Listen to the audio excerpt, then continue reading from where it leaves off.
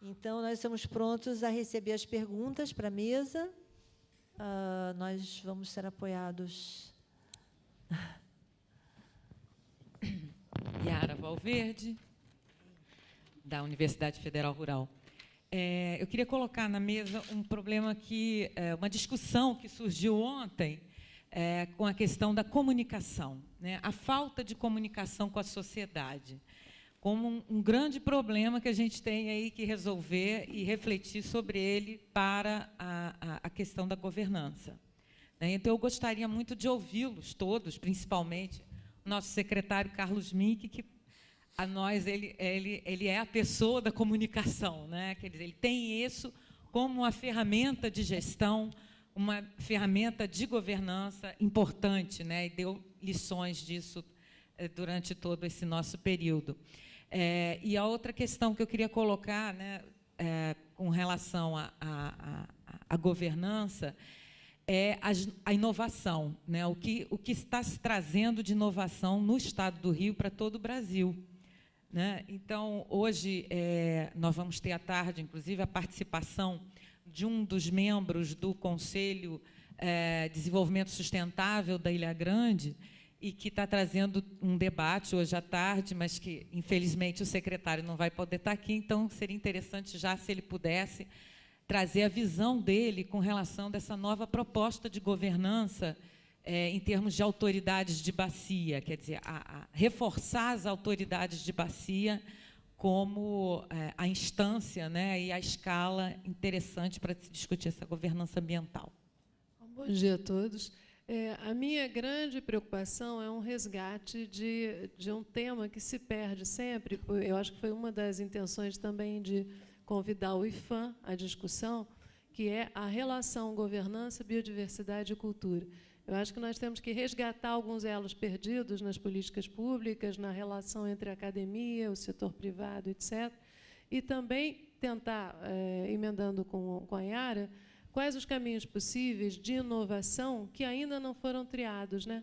A gente está no momento prévio da Rio+20, né? E quais são as possibilidades de novos caminhos, considerando que ontem a gente estava discutindo na parte da tarde de pesquisa, que o Brasil pretende trazer um elemento de inovação e interferir nesse processo por indução, não por definição de normas ou regras específicas. Meu nome é Flávia, eu trabalho numa organização não governamental de proteção animal, WSPA, e na fala do Carlos Mink, me chamou a atenção ele citar a questão do boto cinza, porque quando a gente fala dessa discussão da biodiversidade, do meio ambiente, normalmente a gente esquece de citar os animais. A WSPA tem feito um trabalho grande nas reuniões preparatórias para a inserção do bem-estar animal na agenda da Rio+20. É um tema muito difícil de ser entendido pelo governo, muitas vezes, pela sociedade civil, por outros públicos interessados, porque, quando a gente pensa em biodiversidade, a gente pensa na espécie, na Mata Atlântica, na floresta, e a gente esquece, às vezes, dos animais. Eu queria entender, ouvir a mesa sobre os desafios da articulação desse tema entre diversas instâncias, no governo e outras esferas. Muitas vezes a gente vai falar com o Ministério do Meio Ambiente, mas é necessário que o Ministério da Pesca, da Agricultura e do Abastecimento também seja envolvido. A gente está falando com diversas áreas, a gente não tem uma única interlocução no governo ou em outros diálogos com a sociedade. Então, eu queria ouvir de vocês como vocês veem esse tema. E vimos também hoje a Yara e a Marta falando em outros elementos, e mais agora o depoimento da representante que falou por último.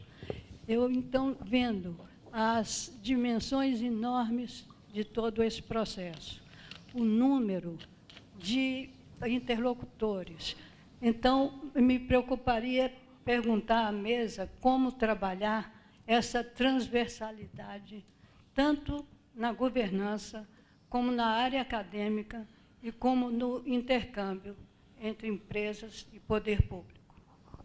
Você pode dizer seu nome? Você pode dizer seu nome? Júlia Azevedo. Tá ótimo. Sou consultora independente. Tá ótimo, Júlia, obrigada. Então, eu vou passar a palavra à mesa na mesma ordem em que foram feitas as exposições. Então, eu passo a palavra para Luiz Felipe. Bom, assim como o tema, as perguntas são também bastante amplas, e o tempo é curto, né? Eu vou procurar explorar aquilo que diz mais respeito à instituição a qual pertenço, que é o IPHAN, e no que diz respeito a novas formas de governança, vamos dizer, a novas formas de articulação institucional, eu gostaria de citar aqui dois instrumentos novos que o IPHAN tem se utilizado, né, que são a paisagem cultural e os roteiros culturais, né? Eu vou explorar um pouco mais a questão da paisagem cultural, até porque ela diz respeito, muito de perto aqui, à cidade do Rio de Janeiro, que é candidata à paisagem cultural da humanidade, né? Apresentou sua candidatura junto à Unesco, né? E essa candidatura está exatamente numa fase de análise, né?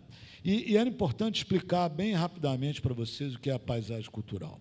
Quer dizer, na verdade, o tombamento ele é um instrumento que se utiliza para a preservação do patrimônio cultural, na verdade, onde você, vamos dizer, expropria a propriedade ou disciplina de uma maneira muito severa o seu uso, quer dizer, a ponto de impedir que o proprietário tenha o livre arbítrio sobre ela. Então, ela é um instrumento muito rígido e muito definitivo.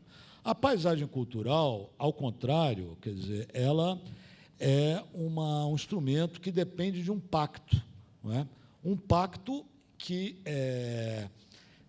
se embasa não só na questão da preservação do patrimônio cultural, ele se basa na preservação dos processos produtivos, ele se embasa na preservação do meio natural. Em suma, ele preserva uma região ou uma paisagem, quer dizer, esse conceito de paisagem ele é elástico o suficiente para abranger uma fração territorial pequena e, às vezes, até toda uma região. Por exemplo, nós estamos agora trabalhando com a região serrana de Santa Catarina e Rio Grande do Sul.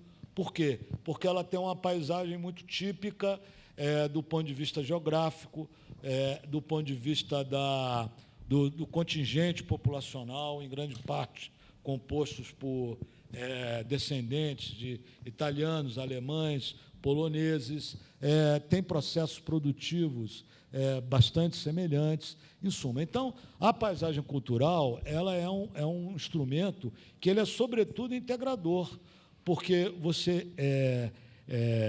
integra cultura, economia, preservação do meio ambiente, saúde, educação, né?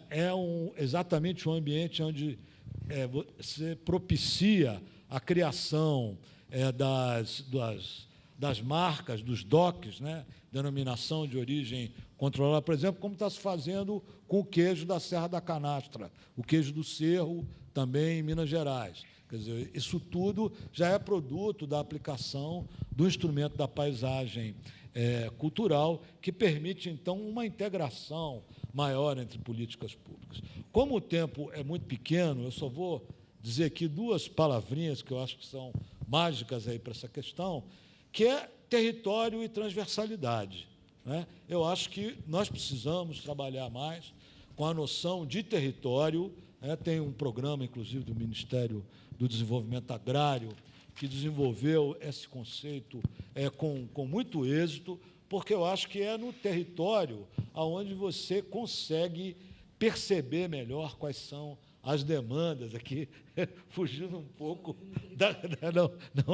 fugindo um pouco da coisa, não é bem que a pessoa viva no território, não, mas é que permite uma abordagem mais integrada e multidisciplinar. E a questão da transversalidade, embora nós não estejamos culturalmente habituados a fazê-lo, né, até por na verdade, é uma cultura política que impede sobremaneira que isso ocorra, né, acho que nós estamos fadados a fazer isso, né, porque isso é fundamental para que o êxito das políticas públicas possa se ampliar, né? E as experiências que nós temos feito, pelo menos no âmbito da preservação do patrimônio cultural, no sentido de integrar ações de desenvolvimento com a preservação, isso tem obtido um êxito muito grande, né?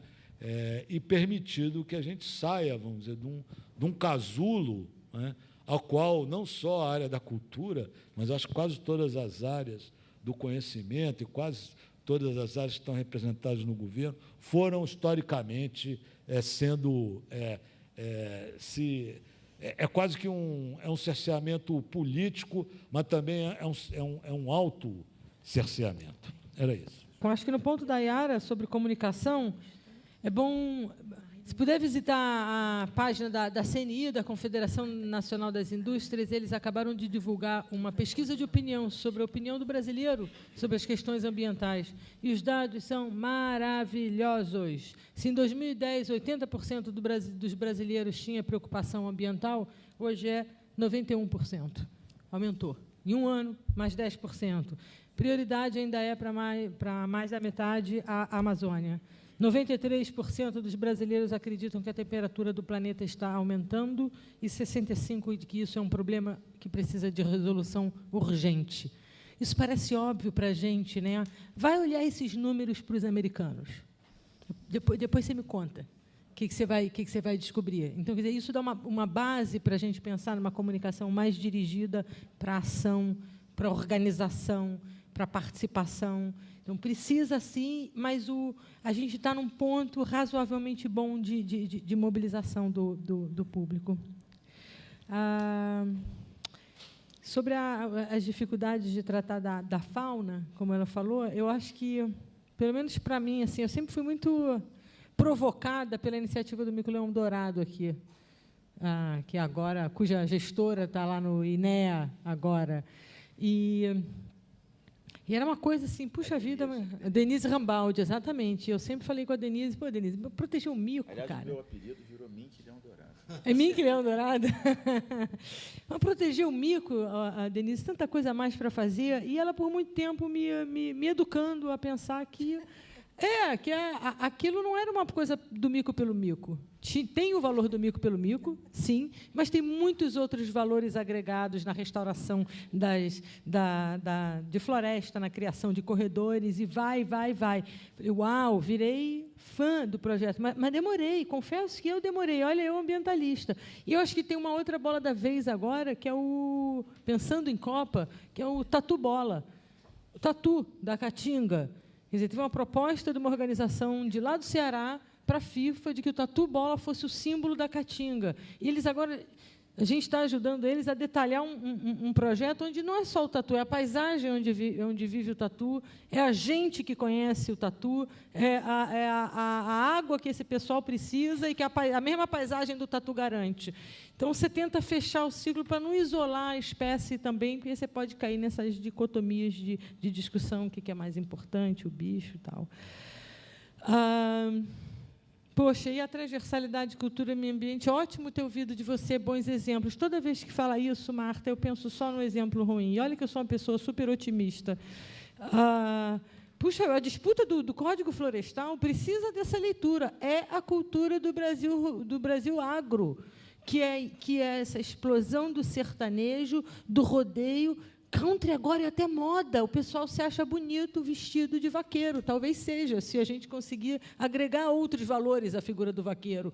Mas é de uma dominância de uma cultura que não é ambiental. O ambiental ainda é, para nós, o bicho grilo. Então, acho que isso, se a gente conseguisse entender e desfazer isso, eu acho que a gente desfaria metade dos nós da agenda ambiental. Eu não comentei sobre as políticas públicas da França à beira de uma mudança política, como você já sabe. Então, uma maneira complementar das intervenções que focaram mais sobre as políticas públicas a um nível mais alto, eu tentei de focar a um grau de intervenção mais pequena ao nível da governança da área protegida. E as perguntas sobre a questão da interdisciplinaridade e também da articulação, eu tentei exatamente demonstrar a importância de complementar a participação com a introdução de expertise técnica, de certa maneira, de dar aos atores sociais tipo de ferramenta técnica para avaliar, analisar as propostas deles e não deixar este tipo de ferramentas técnicas que usualmente fique apenas nas mãos dos tecnocratas. So, claro que é um processo muito longe, não vai acontecer dia só, e precisa também educação ambiental, mas eu acho que como as novas técnicas informáticas, mas não apenas elas, tem um caminho para exatamente facilitar este tipo de inserção de empowering dos aspectos técnicos nos atores sociais mesmo.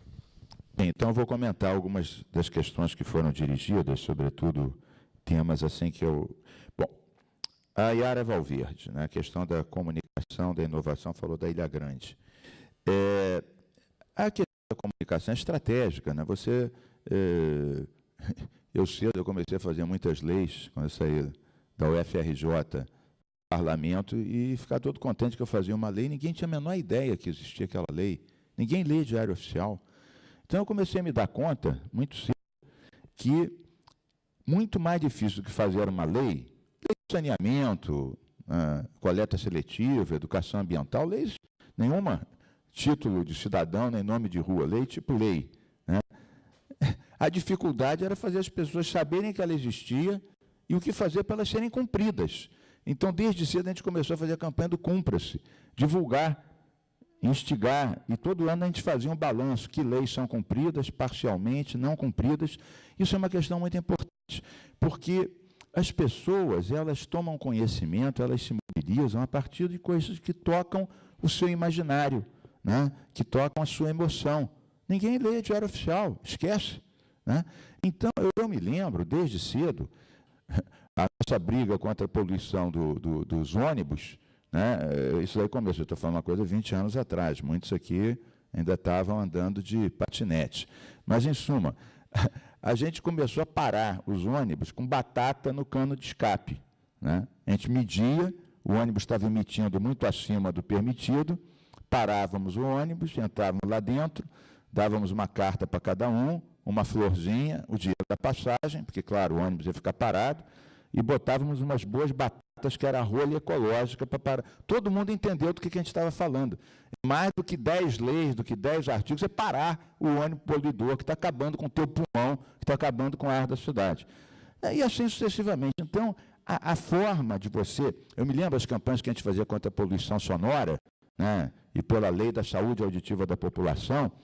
A gente ia em Copacabana, né, na esquina da Barata Ribeiro com a Nossa Senhora, com um conjunto da UF de música medieval, né, meio-dia, no meio daquilo. Então, chegava lá, o pessoal da TV Globo, chegava, uma senhora ouvindo, ver aquelas pessoas com roupas, né, do século XVI, com aqueles instrumentos curvos. Aí, minha senhora, o que a senhora está achando disso? Ela, hein? Aquela barulhada para mostrar a diferença entre o som e o barulho, né? Depois a gente viu que 30% dos porteiros estavam com surdez parcial por causa do trânsito, mas aquelas companhias de garagem, aqueles alarmes de garagem que não deixam ninguém dormir, ler, nem fazer amor em paz. Muito bem. Então, isso é claro que você tem que ter alguma comunicação direta com as pessoas, senão as pessoas não sabem, né? A grande parte das pessoas não tem a menor ideia do que quer dizer sustentabilidade. Não tem a menor ideia do que quer dizer biodiversidade. Então, agora, já emendando isso, depois vou voltar para Ilha Grande, mas já emendando isso com a questão da proteção animal que você levantou, as duas coisas, o que nós fizemos? Nós tínhamos aqui no Estado, quando eu estava no Ministério, a gente lançou o livro vermelho das espécies ameaçadas. Já não era a primeira versão, mas estava 8 anos sem publicar. E aqui a gente viu que a gente aqui tinha uns 400 mais importantes. Bom, quem tem 400 não tem nenhum. Não tem nenhum. Então, nós juntamos ecologistas, biólogos, etc., escolhemos 10 espécies entre aquelas para popularizar nas escolas, na mídia, etc. A gente pegou, uma delas é o boto cinza, o outro é o muriqui, né? O outro é o surubim do Paraíba, o outro é o formigueiro do litoral, que está desaparecendo por causa da especulação imobiliária em cima das áreas de extinga.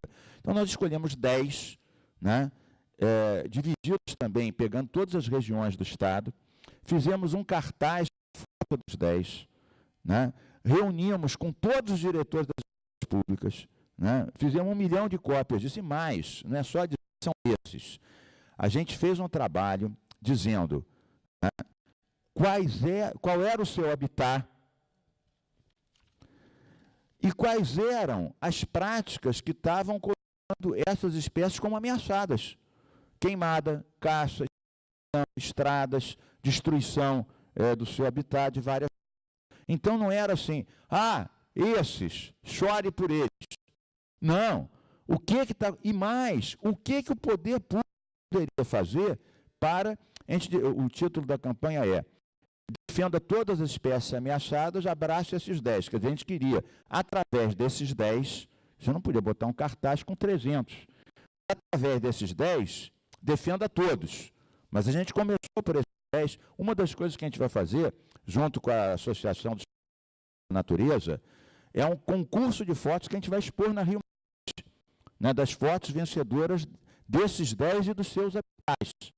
Né? Vamos expor, entre outros locais, num espaço que a gente tem as águas aqui na Lagoa e outros. Bem, e agora encomendamos uma campanha de mídia. Vai para a televisão.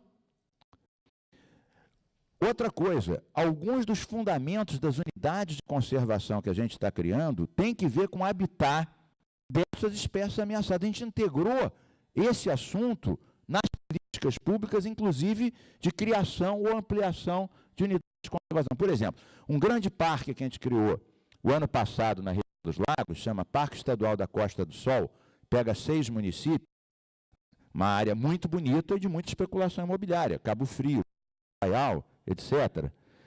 A gente viu que o lagartinho de praia, o formigueiro do litoral, estavam nessas áreas, que ele vive nas restingas, né? Ele se alimenta daquelas plantinhas que o pessoal dos empreendimentos passa a motosserra em cima, passa o trator em cima.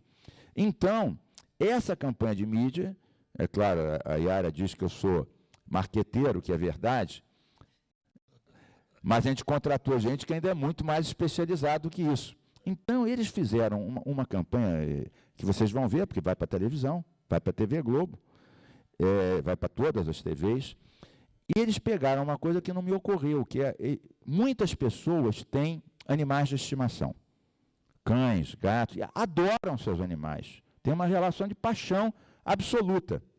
Então, eles pegaram um gancho entre o amor das pessoas com os animais de estimação e depois começaram a colocar a preguiça, o muriqui, né, o boto cinza, e dizer, vem cá. Então aparecem as crianças brincando com gatinhos, com cachorrinhos, que é uma coisa extremamente afetiva, né, e fortíssima. E dizer, vem cá, e esse aqui que você não conhece? Porque as pessoas não convivem com o muriqui, não convivem com um gato, com um cachorro. Então fizeram uma ponte para pegar a afetividade que as pessoas têm e dizer, vem cá, e esse aqui que está ameaçado? Se fosse o gatinho, você ia pular. E esse aqui? Então, isso é uma coisa interessante, né? E depois não é uma coisa piegas, porque ao mesmo tempo está os sites, aonde denunciar, o que fazer, como participar, né? Então, é uma coisa interessante. A gente está ligadíssimo nisso. O que adianta a gente botar nomes científicos de espécies que ninguém tem a menor ideia do que se trata, onde é que vive, o que fazer para proteger? Então, vai ficar uma campanha só para biólogos, né? E para ecologistas, mas não é isso, aqui milhões de pessoas. Então, a gente foi para as escolas, como a gente está aqui agora, juntamos 400 diretores numa sala para explicar a campanha de proteção, para eles fazerem em cada sala de aula as campanhas dos bichos ameaçados, aves, na região onde estão as escolas deles, levar as crianças para conhecerem os habitats e saberem que envolverem as escolas nessa proteção. Isso é uma coisa realmente interessante. Ilha Grande, que foi o segundo ponto da questão da Iara, e vou tentar encurtar, que eu vou me entusiasmando e vou atropelando aqui o tempo, é um caso muito interessante. A Ilha Grande talvez seja a Ilha Grande ilha, e a Baía da Ilha Grande, que tem mais 300 ilhas, é uma das áreas mais protegidas e mais ameaçadas. Então, nós damos uma atenção muito especial. Nós temos 3 grandes baías aqui no Rio, no estado. Baía de Guanabara, completamente poluída e contaminada, está dando um trabalhão para limpar aquilo, caríssimo. Esse ano nós vamos acabar com todos os lixões em volta da Baía de Guanabara, todos, não vai ficar... Né? Mas o saneamento, Sepetiba, completamente contaminada. A que está melhor é a Ilha Grande. Então, a gente tem que recuperar as que estão detonadas e impedir a que ainda está muito preservada que ela siga o caminho das outras, né? Em matéria de destruição, degradação, poluição, esgoto, etc. Então, no caso da Baía da Ilha Grande, a primeira coisa que a gente fez em 2007 foi dobrar o tamanho do Parque Estadual da Ilha Grande. Nessa altura, inclusive, a Iara, que está aqui, era presidente do IEF, do Instituto Estadual de Florestas, trabalhou fortemente nisso. Bem, dobramos de cerca de 5 mil para 10 mil hectares. Então, 85% da Ilha Grande está protegida. Mas isso não basta. Então, nós tivemos que tomar várias outras medidas. Por exemplo, criamos a categoria do guarda-parque. Aliás, agora está tendo o segundo concurso. Está tendo um concurso de guarda-parque, que a gente está fazendo pela UF, 220 guarda-parques, dos quais 18 vão para a Ilha Grande. Né? Concurso público para guarda-parque. A gente criou a categoria, fez o concurso e uma parte vai para lá. As pessoas já fizeram um concurso sabendo qual unidade que iam trabalhar, para não ter essa história, não, quero ir para o Rio. Não. Então, já faz o concurso para Três Picos, para Desengano, para Ilha Grande. Então, já são pessoas que moram no local, têm a família lá, não vão ficar desenraizadas. Então, já é um concurso diferente. Né? É por unidade. Né? Uma outra coisa interessante é tratamento. É uma notícia que eu dou para quem guarda a Ilha Grande. Agora, no fim do mês, a gente vai estar licitando 3 estações de tratamento na Ilha Grande, que não basta criar uma unidade, você tem que ter guarda para proteger ela, você tem que ter estação de tratamento para o esgoto não acabar, então vai estar em Araçatiba, em Saco do Céu, em suma, em Provetá. Estamos fazendo as ETs lá na Ilha Grande. Terceira questão, a gente tem que cuidar, porque com o pré-sal, então, cada vez a gente tem a Brasfels, você tem o TBIG, o terminal TBIG, terminal da Baía da Ilha Grande, e isso aí está dobrando, triplicando. Então, o que a gente fez? A Petrobras pediu autorização para duplicar o terminal TBIG, que é a 2 quilômetros da Ilha Grande. 2 quilômetros é a distância do posto 4 para o posto 6. Né? Já existe o terminal lá, já teve vários acidentes. Duplicar. Bem, a principal fonte de receita de Angra, né? Mais do que nuclear, mais do que o Brasfels, é o TBIG. Então, nós simplesmente negamos o pedido de duplicação, uma crise.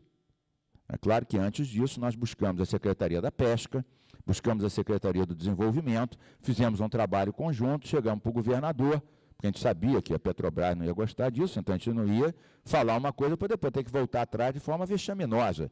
A gente parece doido, mas não é tão assim. Então a gente tem que preparar, peitar, mas antes disso criar uma base para você falar e não ter que recuar de forma completamente vexatória.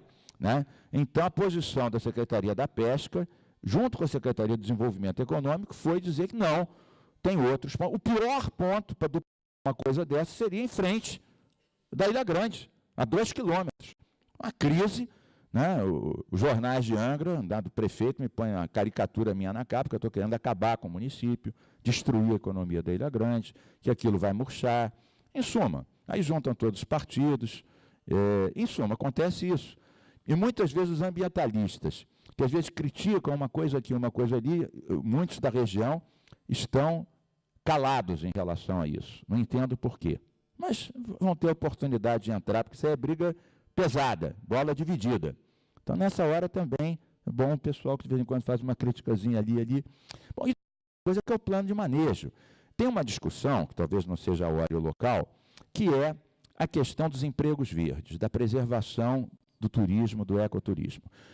Nosso objetivo aqui no Estado é dobrar as áreas protegidas estaduais e quadruplicar o acesso das pessoas às unidades de conservação. Tem que ter mais pesquisa científica, tem que ter centro cultural na unidade de conservação, tem que ser centro de visitantes.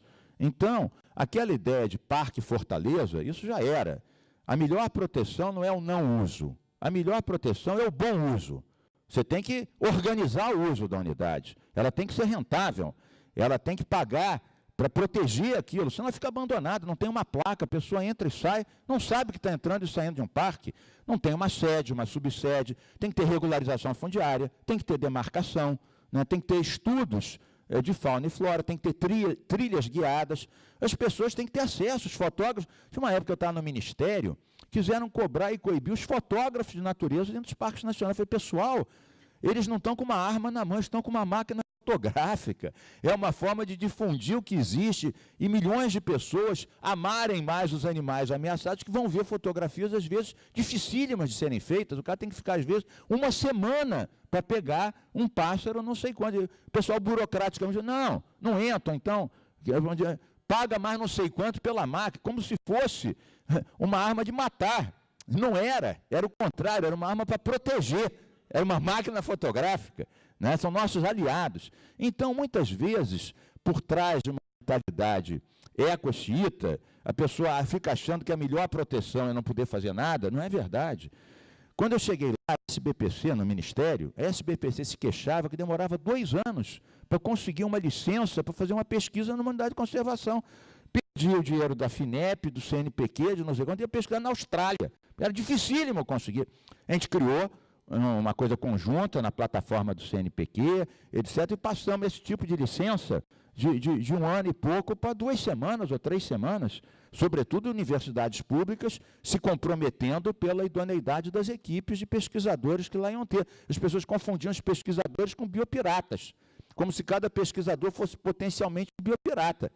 Claro, nós colocamos nessa negociação condições de fazer também pesquisas que interessassem, divulgar, porque quanto mais acesso a esses dados, melhor você organiza a proteção das espécies ameaçadas, com programas até de apoio, de reprodução, de levantamento das espécies, dos hábitos, etc, etc, etc. Nós temos que ter uma concepção diferente. Então, claro, a gente protegeu 85% da Ilha Grande, completamente protegida, em alguns locais degradados.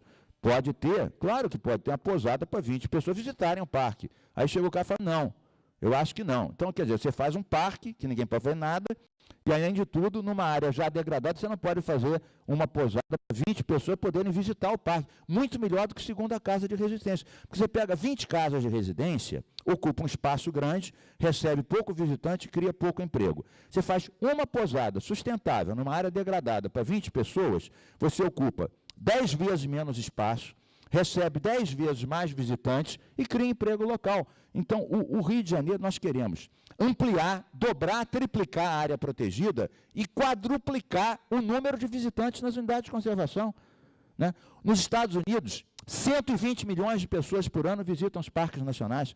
Quando eu cheguei aqui no Ministério, 4 milhões de pessoas visitavam por ano os nossos. E os nossos são muito maiores, mais bonitos, Pantanal. Imagina, Chapada Diamantina, dá de 10. E por quê? Não tinha programa de trilha, programa de investimento, programa de estrutura. Você pode proteger mais criando emprego verde. Tem uma certa mentalidade que acha que não é assim. Então, nem protege, nem cria os empregos verdes. Mas são desafios que, seguramente, a área acadêmica já tem nos ajudado muitíssimo e vai nos ajudar cada vez mais. O último aspecto, desculpe aqui a extensão, é essa questão da integração com a academia. Por exemplo, aqui na Secretaria nós temos, e também no Ministério, a gente encomendou para o UERJ um estudo sobre plano diretor de resíduos. Encomendamos para a UFRJ aqui a questão da ZE, do Zoneamento Econômico e Ecológico do Estado, né? Com a UF, um estudo para fazer unidades de conservação e proteger o litoral. Então, você ter um trabalho permanente com a academia, com as universidades, para a área da defesa, para a área do zoneamento, para a área do bom uso, para a área do ecoturismo, isso é fundamental, né? No Ministério, Nós fizemos zoneamento econômico e ecológico da Amazônia, foi uma coisa complicadíssima. Aliás, quem teve à frente foi uma pessoa que eu chamei para organizar isso no Ministério, que era o Roberto Viscora, assumiu como presidente do ICMBio, né? Foi uma pessoa que eu peguei de lá, e uma das pessoas que foi chamada para coordenar isso foi a professora Berta Becker, que é uma pessoa que eu trabalhei muito, eu sou da UFRJ, da Geografia, mas não foi por isso, ela já trabalhava com o Vicentinho, não foi nepotismo meu com a Berta Becker, o Vicentinho já trabalhava com ela, e foi um trabalho maravilhoso, difícil. Fazer o zoneamento econômico e ecológico não é só mapa, você tem que discutir com o governador, você tem que discutir com o madeireiro, você tem que discutir com o seringueiro, com o ecologista, com o FUNAI, com o índio. É uma complicação. Conseguiram fazer. Demorou 1 ano e meio, fizeram um belíssimo zoneamento econômico e ecológico. Agora a gente tem que fazer o cúmplice dele, que é sempre o mais difícil. Saudações, boa sorte. Bom, concluindo o nosso evento, eu gostaria muito de agradecer aos nossos painelistas pelo quadro rico, complexo, vibrante, com que eles nos brindaram para que nós possamos avançar na compreensão, digamos assim, dos principais desafios das políticas públicas voltadas para a conservação da biodiversidade e proteção da cultura. E espero que vocês possam acompanhar os debates da tarde, que vão tratar, então, dos aspectos de inovação e... Ai, Jesus, tem um branco, que eu estou sem óculos. Que nós vamos tratar dos aspectos de parcerias e inovação. E convido, então, a vocês que a gente passe ao nosso bufezinho para a gente fazer um lanche e poder comentar sobre essas apresentações tão interessantes que nós ouvimos. Muito obrigada.